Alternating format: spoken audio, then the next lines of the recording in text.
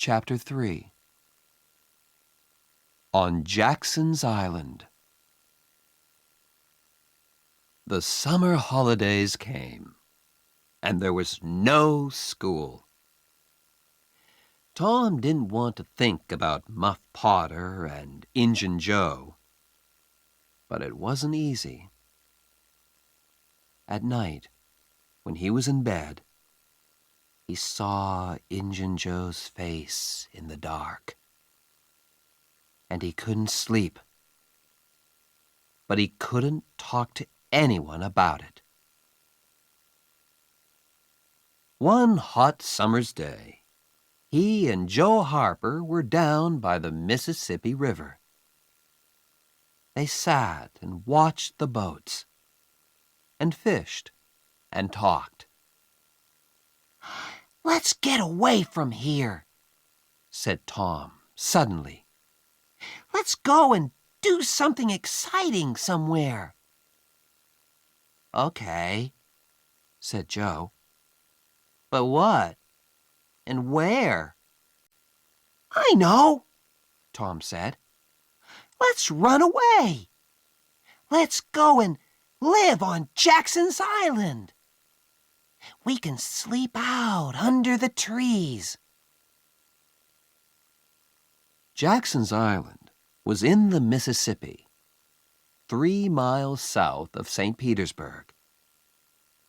Nobody lived there. "Let's ask Huck Finn, too," said Tom. "But don't tell your mother or father or anyone. Go home and get some things to eat, and meet me here at midnight." So that night, 3 boys in a small boat went down the river to Jackson's Island. They had some bread and some meat, and Huck had his pipe, too. When they got there, they carried everything onto the island and made a fire under a big old tree. Then they cooked some of the meat over the fire. And oh, that meat was good. The best dinner in the world. Soon, they stopped talking. Their eyes closed, and they slept.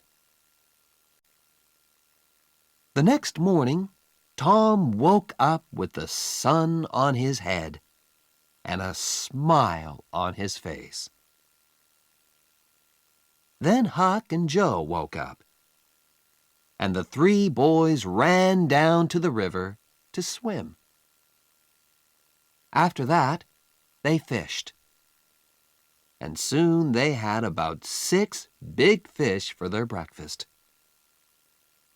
They cooked the fish on their fire and ate them all. They were very hungry.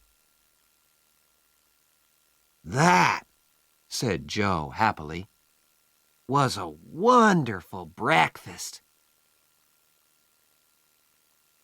After breakfast, they walked through the island, swam some more, talked, fished, and swam again. They came back to their fire in the afternoon. Suddenly, Tom looked up and said, "Listen, can you hear boats?" They listened, and then ran across the island to look down the river. There were 20 or more boats on the water. Every boat in St. Petersburg was out. "What are they doing?" asked Joe. "They're looking for a dead body, I think," said Huck. "They did that last summer, when Bill Turner fell in the river and drowned." "Who's dead, do you think?" asked Joe. The boys watched the boats. Suddenly, Tom cried, "I know who's dead! It's us! They're looking for us!" This was wonderful. Tom looked at his friends. "We're famous," he said. "Everybody in St. Petersburg is talking about us. And they all feel sorry for us." Night came, and the boys went to sleep. But Tom did not sleep. And when morning came, he wasn't there. "Huck, where's Tom?" cried Joe. "I don't know," Huck began. "But look, there he is. He's swimming across to the island now. Hey, Tom!" At breakfast, Tom told his story. "I went home last night," he said, "and listened at the window. Joe, your mother was there too, and she and Aunt Polly cried and cried. I heard some very interesting things. On Sunday, there's going to be a big funeral at the church. For us. And listen, I've got a wonderful idea." Huck and Joe listened and laughed. And yes, it was a wonderful idea. That night, the boys cooked some more fish. And after dinner, Huck got out his pipe and began to smoke. "Can we smoke too?" asked Tom. "I want to learn." So Huck made pipes for Tom and Joe, and the three boys sat and smoked. "Hey, I like smoking," said Tom. "It's easy." "It's nothing," said Joe. "I'm going to smoke every day." But after 10 minutes, Tom and Joe got quieter and quieter, and their faces went an interesting color. "I'm going for a little walk now," said Tom. He stood up carefully and walked away into the trees. "Me too," said Joe, quickly. The two boys came back an hour later, but they didn't smoke their pipes again. On Sunday morning, there were no happy faces in St. Petersburg. Aunt Polly and Joe's mother and father were in the church, and all the boys' friends. The minister said some very nice things about the three boys. And the boys' families cried and cried. Everybody cried. And little Becky Thatcher did not stop crying for 1 second. There was a small noise at the back of the church. But at first, nobody heard it. Then the minister looked up and suddenly stopped speaking. Everybody turned to look. Their mouths opened and stayed open. And into the church came the 3 dead boys. Tom first, Joe next, and then Huck. For a second, nobody moved or spoke. And then the noise began. Aunt Polly and Joe's mother ran to the boys and took them in their arms. Aunt Polly cried and laughed and cried again. "Oh, Tom," she said, "you're a bad boy, but I love you." Suddenly, the minister called out, "Oh, happy days! Sing, good people of St. Petersburg! Sing and be happy!" And everybody sang and smiled and laughed for a long time. It was St. Petersburg's happiest funeral. The weeks went by, and the judge came to St. Petersburg. On the day before Muff Potter's trial, Huck and Tom met in the street near Tom's house. Huck was unhappy. "Tom, you didn't tell anyone about, you know." "No, I didn't. But Huck, what about Muff? People are saying he's the killer, and he's going to die." "But we can't tell anyone about Injun Joe," said Huck. "I don't want to die too. Do you?" No, Tom didn't want to die. But he couldn't forget Muff Potter's face in the jail. Old, tired, and unhappy. And Injun Joe was a free man. It wasn't right. That night, Tom came home late and very excited. He could not sleep for 2 or 3 hours. The next morning, all the village was at Muff Potter's trial. Injun Joe was there, too. Muff waited, a tired old man with a dirty face. The judge began the trial. Questions, questions, questions. Answers, answers, answers.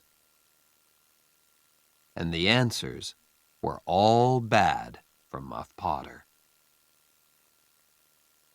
"Yes, I found the knife in the graveyard, next to Dr. Robinson's body."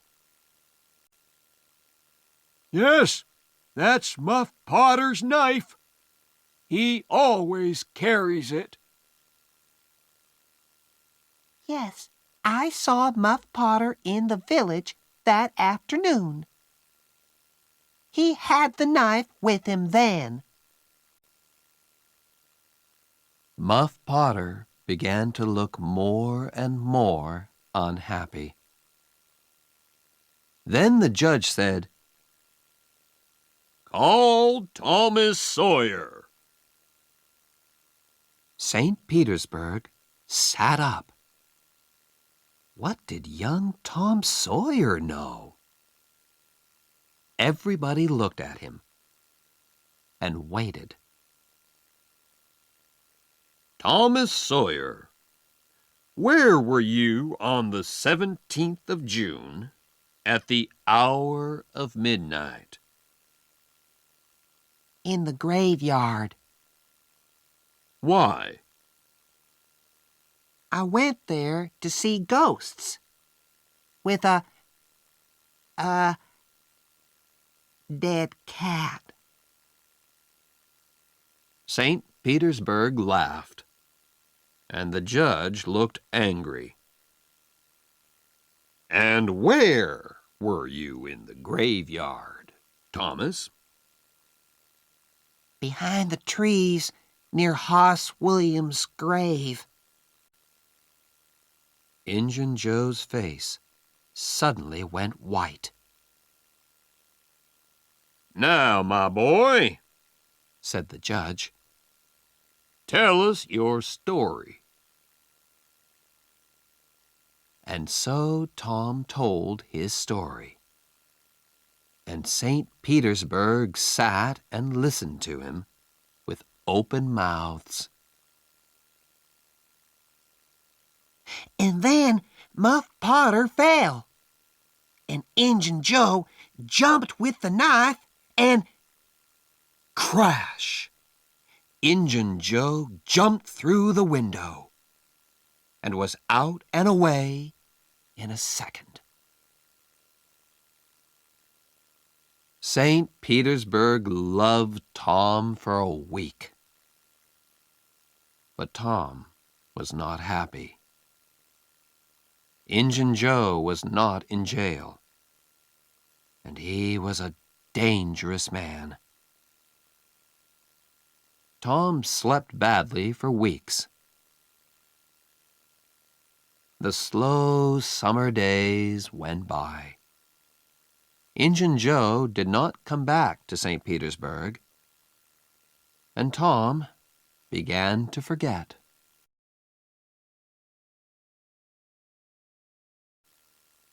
Chapter 4. Treasure. There is a time in every boy's life when he wants to go and dig for treasure. And that time came for Tom. So, one hot summer's day, he went to find Huck. Huck liked the idea of treasure. "Where are we going to dig?" he asked. "An old dead tree is best." Who puts the treasure under old trees? "Robbers," said Tom. "And then they go away, or they forget to come back for the treasure." "There's a dead tree on Cardiff Hill," said Huck. "Let's go there. I've got an old pick and shovel." It was 3 miles to the old tree, and the boys arrived tired and hot. They dug for an hour or two, but they didn't find any treasure. Then they stopped, and Tom looked down at an old house at the foot of the hill. "Hey, look," he said. "Nobody lives in that old house. Let's go there. Old houses are always good for treasure." "Good for ghosts, too," said Huck. They took the pick and shovel with them, went down the hill, and into the old house. They looked in all the rooms downstairs, and then went upstairs. But there was no treasure and no ghosts. Then they heard a noise. "Shh!" said Tom suddenly. "What's that?" "Ghosts!" whispered Huck. There were holes in the floor, and through them the boys could see into the rooms downstairs. "No," Tom whispered. It's 2 men. One is the old Spaniard. He came to live in the village last week. I don't know the other man.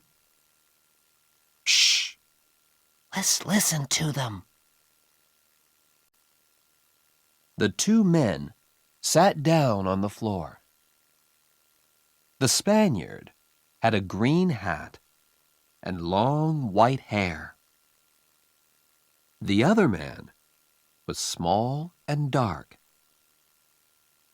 He took out a bag and began to open it.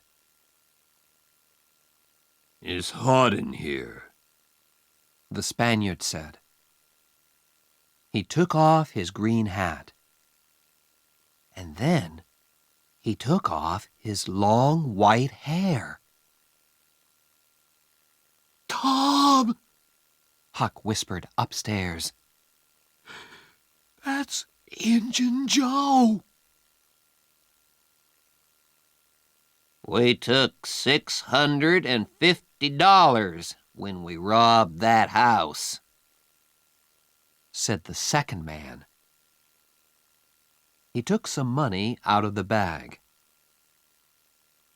"We can take $50 with us now. What are we going to do with the 600? "Leave it here," said Injun Joe. "We can come back and get it next week. Here, give me the bag." He walked across the room to the fireplace, moved 2 big stones from the floor, and began to dig with his knife. Upstairs, the 2 boys watched excitedly. Treasure! $600 of wonderful treasure! Injun Joe stopped digging. "Hello, what's this?"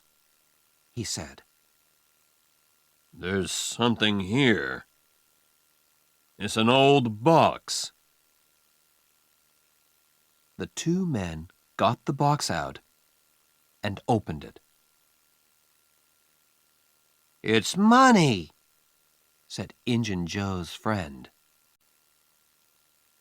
Injun Joe put his hand into the box. "There are thousands of dollars here," he said, and the 2 men looked at the money with happy smiles. "But who—" began Injun Joe's friend. "Don't ask," Injun Joe said. "It's our money now." "We can't take it with us today," said his friend. "What can we do with it? Put it back under the floor?" "Yes," said Injun Joe. Happy faces upstairs. "No." Very unhappy faces upstairs. "Let's put it under the cross. Nobody goes there. We can take it there tonight." When night came, the 2 men carried all the money away. The boys did not go after them because they were afraid of Injun Joe. But they wanted very much to find that cross.